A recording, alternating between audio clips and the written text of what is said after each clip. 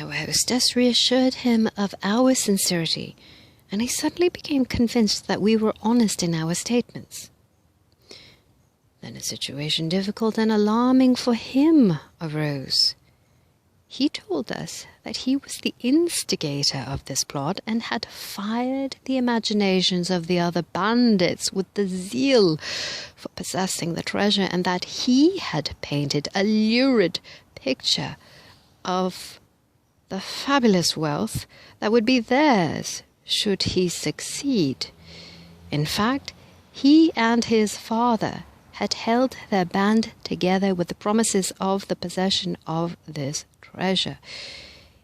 He was the chief of the band that had consolidated with 5 other bands to carry out this raid.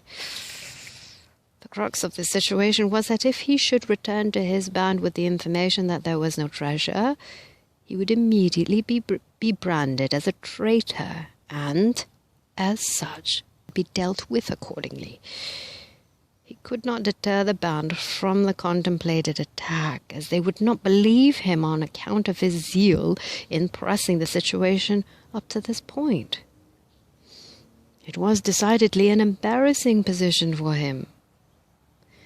To our great surprise, our hostess offered to accompany him to the camp. Our protests were quietly overruled, and she prepared to leave immediately. She assured us that she was in no danger, but that if we went along, our presence would instill suspicion in the minds of the bandits, so that all would incur great danger. We meekly submitted. There was nothing else we could do.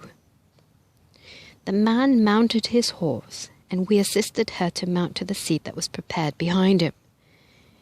As they rode from the village, they presented a never-to-be-forgotten picture, one that will live in our memories for all eternity. The bandit, with doubt written all over his features, and our hostess, smiling back at us with the warm assurance that she would return by nightfall. We lost all interest in our work for the rest of the day and wandered aimlessly about the village until sunset. We returned to the lodge to await the return of our hostess, and, upon entering, we found the table loaded with good things to eat. You can imagine our astonishment to see her seated at the head of the table and greeting us with that radiant smile of hers. We were speechless. Words failed us entirely. She assumed an air of mock hauteur and tried to say sternly, "Gentlemen, a greeting is in order," whereupon we bowed and extended our salutations. Then she continued, "I failed utterly to convince them, but they did agree to give me an answer within the next 3 days. I know that the answer will be an attempted attack, but I did save the life of that poor creature, for the time being at least. We shall be obliged to prepare ourselves to withstand the siege. Nothing will deter them from making the attempt." I think that nearly all of us saw our fondest dreams and the results go a-glimmering, as the familiar saying has it.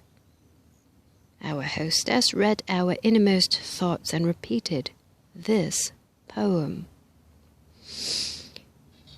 When you come to the Red Sea place in your life, when, in spite of all you can do, there is no way round, there is no way back, there is no other way but through, then know God with a soul serene, and the dark and the storm are gone.